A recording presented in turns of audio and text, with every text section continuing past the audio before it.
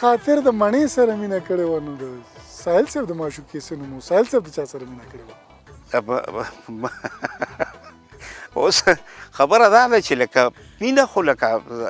یو مسلسل عمل دی زما په خیال او دا ضروري نه ده چې لکه سړی په دې کې کامیاب شي چې لکه په مینه کې د زه واده هم وکړم دا اوس ستا خوشقسمتي ده چې مینه دې مو وکړه واده دې هم پکې وکړو ساحل صاحب مطلب په مینه کې ناکام پاتې شو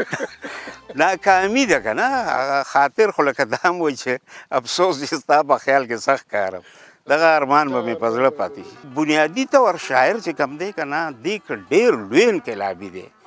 نو دې بنیادي طور د رومان پیدا کړی دی دا داسې جذبه ده چې دې بنیادي طور روماني دی خیال محمد چې په پښتو کې ورته د غزل شاهنشاه لقب ورکړی شوی دی د هغه په شان لوی هنرمندان هم د رحمت شاه ساحل شاعرانه عظمت مني او نه یوازې د هغه شخصیت ته درناوی لري بلکې د خپل استاد په سترګه ورته ګوري زما ټوله ډېره لویه ده کوهړه ده خو د داسې انسان د داسې شخصیت تعریف او صفت چې زه نشم منع کېدی په دې چې زما یوازې خبره نه ده رحمت شاه استاد جي هغه د پېښور د پښتونخوا نه خووالی تر ایشیا پورې په دې کې ټولو کې دا رحمت شاه صاحب استاد جي لکه د ځلاند د ستوري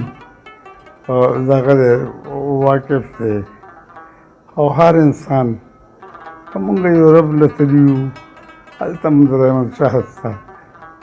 سندرې ویلي هم دي او لیکلي هم دي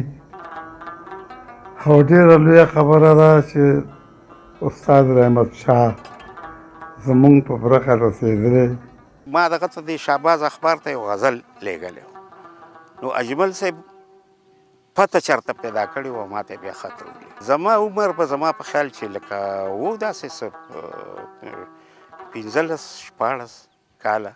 دا د حسابونو کتابونو خبرې ما چرته هم نه دي کړي خو داسې عمر نو ما ته خط راولېږه چې ډېر ښه غزل دی لیکلی او غزل دا شعر راته یاد دی چې دا ژوند لکه ډیوه چې کړي جړه په پټه خوله تیارو ته د منزل کوي رڼا په پټه خوله نکات به کې پیدا اهل قلم به کې پیدا تیریږي جنون چرته خامخا په پټه خوله نو هغه په دې شعرونو ما ته هغه خط رالیږلی او ما ته وی چې یاره ته ډېر ښه شاعر درنه جوړېدی شي داسې خو دا ده چې یاد لره د هغه خبره مقصد دا و چې ته څومره په دې لار کې رامخکې کېږې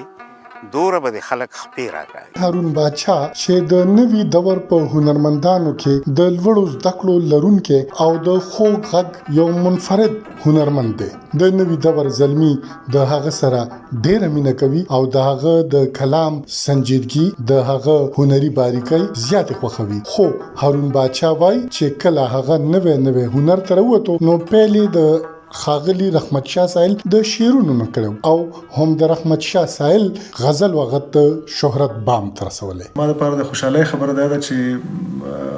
په دغه 1992 کلونو کې چې کله زه ډېر نوې د پښتو موسیقۍ ډګر ته راغلم په پېښور ټي وي کې مې اوله سندره وویله نو هم هغه وختونه و چې زما ځینو ډېرو خوږو مشرانو ملګرو زه له ساحل صاحب سره معرفي کړم مونږ لاړو د کلي ته درګاه ته ورتیر ته هلته مو سره شپه وکړه نو ساحل صاحب ډېره زیاته مینه راکړې ده ما ته هر وخت خپل شعرونه راسره شریک کړي دي او ما چې کله هم ویلي د ساحل صاحب شعرونه مې زمزمه کړي دي سندره کړي مې دي نو زه فکر کوم چې هغه پښتنو ته رسېدلي دي او هغوی خوښ کړي هم دي او هغوی کې زما د هنر کمال نه دی بلکې هغه د ساحل صاحب شعر دومره زورور دی چې هغه چا هم ویلی دی او خلکو ته رسېدلی دی نو هغوی خامخا خوښ کړی دی په هغې کې یو پیغام وي او ساحل صاحب چې بیا پښتنو ځوانانو ته کوم کامي شعور ورکړی دی د خپل شعر له لارې هغوی په سیاسي توګه بیداره کړي دي نو دا زه فکر کوم چې د هغوی ډېر لوی کنټریبیوشن دی د پښتني ټولنې دپاره او بیا په تېره په ادب کې او په موسیقۍ کې په هنر کې زما په خیال چې زما آیډیل چې کوم په عین په دغه وخت کې په دغسې شاعرۍ کې هغه اجمل صاحب اجمل صاحب و د هغې نه پس اندیش صاحب سایل صاحب د کتابونو شمېره مو څو ته رسي څونه پکې دا 15 مې چاپ شوي دي د شاعرۍ کتابونه ښه جي. 4 نثر سایل صاحب یو سوال پیدا کېږي چې په نورو ژبو کې شاعر دی نو دا به شاعري کوي که افسانه نګار دی ښه نو هغه به افسانې ته متوجي خو په پښتنو کې عموما دا رجحان سوا دی چې شاعر په یو وخت باندې شاعري هم کوي تنقید هم اخلي تنقیدي اړخ باندې هم کار کوي تحقیقي اړخ باندې هم کار کوي نظم باندې هم کوي نثر باندې هم کوي ناول باندې هم کوي او دغه تجربونه تاسو هم تیر شوي تاسو ځینې مقالې ما کتلې وې چې حتی په پټه خزانه باندې مو هم کتلې وې په سوما باندې ډېرې علمي مقالې وې په هغې باندې ډېر بحثونه په مطبوعاتو کې شوي دي په هغه اړخونو باندې یاد پاتې نه شوی ستاسو په خیال وجه څه ده وجه دا ده چې زما په خیال ځینې په شاعرانو کې یا په لیکوالانو کې ګروپ بندی یا دا ده چې دا د شهرت لوږه تنده نو کومو خلکو ته چې خلک زیاته توجه ورکوي د هغې مخالفین پیدا کېږي هغه به ضرور دا وایي چې بهی دې په هر څه کې ګوتې وایي دی لکه دا حق نه لري ما دعوه دا ده چې لکه زه وایم چې زما دوره کتابونه خلکو اخیستي دي چې دا ټول چې راغونډ کړي که نه عمومي د خلکو نو د هغې ټولو کتابونه چې راغونډ کړي چې کوم خرڅ شوي دي چې په هغې کې ته اجمل او غني هم شاملولی شي هغه چا اخیستي نه دي په دې وروستو ورځو کې که چا اخیستي نو اخیستي دي په لومبو ورځو کې به د افغانستان چاپ کولی وو اجمل صاحب هم چاپ ورله چاپ کړي هغه به وي چې خلکو ته ورورسي که نه او د سایل صاحب کتاب زما اخیستی شوی بلکل اخیستی شوی دی صحیح خو د سایل صاحب په شاعرۍ باندې ځینې تنقیدونه هم کېږي چې فني اړخونه ځینې کمزورتیا لري خاص کر د قافیو په حواله اگر چې دغه سیمه ییزې لهجې ورته ویلی شو چې هلته څه فرقونه راځي د ژبې دا ډېره اوږده خبره ده خو دا زه ثابتولی شم چې زما قافیې ټیک دي دا هم په دې املا کې دا مسلې دي او دغه خلک په غلطه دي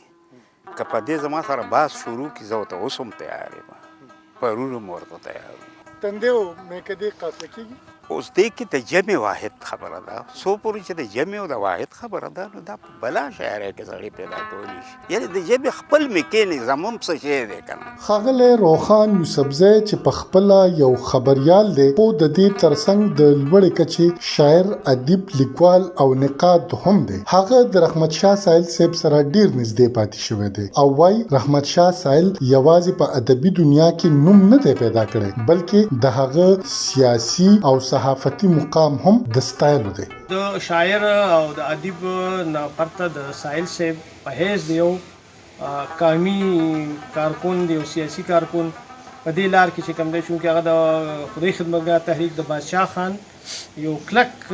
نظریاتي بچی دی او په دې لار کې هغه ډېرې سختې ګاللې دي د ملکن سازش کیس کې دغه رنګ نور ډېرې سختې تېرې کړي دي خو هغه یو کمیټډ یو کلک نظریاتي او متحرکي چې کوم دی نو کم پرست لیکونکی دی او هغه ادب او سیاست چې کوم دی نو دا د نوک وری مني دغه نظریې قایل دی ادب د پاره د ژوند قایل دی د دې نه علاوه په حیث د یو صحافي هم چې کوم دی د سایل صاحب ډېر لوی خدمات دي وخت په وخت په مختلفو مجلو کې ډېرې مشهورو مجلو کې مثلا په لیکوال کې جرس کې پلوشک کې یعنې د پښتو داسې یو میګزین ونی هغه د افغانستان چې زموږ څومره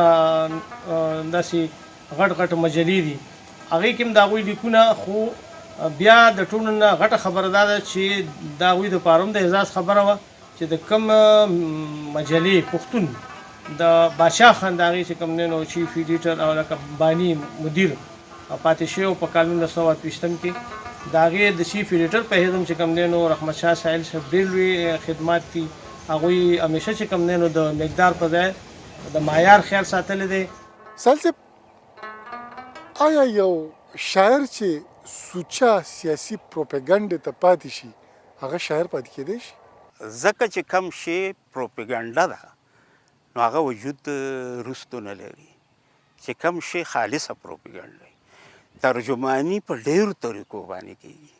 په رومان کې کېږي. دا زمونږ دور چې کم دی رښتیا خبره دا ده د بې معنویت دور دی. موروثیت هم ډېر شوی دی او څه دي او بیا دا ده چې لکه خلک څنګه چل کوي یار ډېر غیر ذمه دارانه. یعنې شاعري ما ته ډېر ذمه دارانه عمل ښکاري. ټولنه زمونږ په شریکه ده. یعنې زه نیت چې کم دی دا په سیاست کې چې کم دی د نیت خبره ځان له خبره ده. خو دا ده چې په سیاست کې به ته دا ګورې چې زما خبره چې کومه ده دا نقصان څومره ورکوي خلکو له، پیده څومره ورکوي. د کوم ګوند دپاره چې تاسو خپله ټوله ځواني ورکړې وه، یعنې زما مطلب د عوامي نشنل پارټۍ نه دی، داسې ګنګوسې کېږي چې د هغې سره مو خفګانونه پیدا شوي دي او حتی تاسو د هغې د یوې رسالې د پښتون رسالې د چیف ایډیټر په توګه ذمهوارۍ هم ترسره کولې چې هغه په نیمه کې پاتې شو او تاسو د باچا خان مرکز نه راووتی. څه به وایې د دغه اختلافاتو وجې څه وي؟ چې دا چې خپلې مجبورۍ دي او خپلې خبرې دي. زه په یوه خبره پوهېږم چې د پښتنو د یوې جمګټې ضرورت دی او هر وخت دی. زه که رالم د مرکز نه نو هېڅ نه په ما مرکز پوره نیمګړی او نه زه په مرکز باندې چې کوم دی ما ژوند کړی دی که نه. ما لوږې تېرې کړي دي، ما سختې تېرې کړي دي او اوس هم تېرولی شي. او دا زمونږ وطن چې کوم دی نو د دې ضرورت دی. کله چې باچا خان د خدای خدمتګار تحریک بنیاد ښودلو نو هغه د ځان سره لیکوالان شاعران ملګري کړي وو. څه ګڼئ نن د اسفندیار خان او د ایمل ولی خان په مشرۍ کې چې کوم عوامي نشنل ګوند دی دې لیکوالو ته څومره اهمیت ورکوي؟ هغه د باچا خان لارې رانیولې ده؟ نه دا غلطه خبره ده. هغې بالکل دا پیژني نه ده سره. زما خپله دا خیال دی چې هغې د دې ضرورت او اهمیت نه د سره خبر نه دي. ته پوه شو که نه؟ هغې خو دیاړیمار چېرته ګوري او هغه خپله پروپاګانډا پې او ذاتي پروپاګانډا دا د باچا خان نوم اخلي او د ولی خان نوم اخلي. زما په خیال ولی خان او باچا خان بل نه پیدا کېږي. چاپلوسي او دوکانداري دا دوه شیونه دي چې دا د دې مور نه یې مړه. ته پوه شو که نه؟ د دې ځای نه څوک اخوا کېدی نه شي. ما خو په خپلې لیدلې ځای چې پارټۍ ته رالم نو زما په خیال چې مونږ چېرته دغه نه نوي هلکان چې راپاڅېدلي د منظور پښتین په شکل کې، د محسن داوړ یا د علي وزیر په شکل کې، او دوی لکه د باچا خان کلي په کلي ګرځي، حجره په حجره ګرځي، پښتنو کې د بیدارۍ یو تحریک پیدا کوي. دغې ته په کوم نظر باندې ګورئ؟ زما په خیال چې هغه له هغې هم نه دي کړي او دی هم نه کوي. کله څوک ګرځېدلي دي حجره په حجره څوک ګرځېدلي دي او کله ګرځېدلي دي. یعنې د هر څیز له د جذباتو یو شکل ورکول او هر څیز په جذبو کې او په احتجاج او په څه یعنې دا مسلې نه حل کوي. خلکو ته تعلیم ورکول دي. تحریک خو مطلب دا دی زه په دې نظر ګورم چې دا ولې پیدا شو. دا اولنی سوال دا دی. او چې پیدا شو نو دا خلک کینی ولې نه د خلکو سره؟ باچا خان نه دی خلکو له تللی، هغه خلک راغلي دي، دې ورته په کم نظر ګوري. زما په خیال ځینې وختونه داسې پیدا شي چې جذباتي لهرونه پیدا کړي او څه کي په هغې هم غور پکار دی. جذباتو کې نه دي راتللی پکار. موږ دلته پلرونو په نیکونو په ورنیکونو زرګونه کاله زندګي مو کړې. خپل حالات راغستل پکار دي، ژبې ته توجه کول پکار دي او هر هغه کار کول پکار دي چې هغې ته زما د پوره اجتماعیت ته ضرورت وي. او دا خالص الیکشنونه او سیاستونه دا زما په خیال دا بعید د ځینې پارټو د کاروبارونه دي د خلکو. خدا ده چې د دې نه هغه نه دي جوړول پکار دي. نو زه خو لکه دغه وایم چې موږ د یو وطن خلک یو مو درد دی یو مو خوږ دی او تاریخ مو یو دی، ژبه مو یو ده، وطن مو یو دی. ډېر ښکلی وطن خدای راکړی دی او باید چې په دې باندې غور وکړو چې دا په جذباتو کې ملا ونه کړو او د تاریخ نه هم څه زده کړو. ډیره مننه ښاغلي رحمت شاه ساحل صاحب د دونه وخت راکولو. مینوالو، تاسو د ساحل صاحب د ژوند په مختلفو اړخونو باندې د هغوی د خپلې خولې نه د هغوی خیالات واورېده، بلکې نه یوازې د هغوی د ژوند په اړخونو، په ادب، په سیاست، په تاریخ، په دغه ټولو باندې ساحل صاحب خپله رای تاسو ته وړاندې کړله. د دې نه پس به درته د یو بل غوره پروګرام سره حاضرېږم. تر هغې مو په لوی الله سپارم. فاروق فراق، وایس اف امریکا، ډیوا.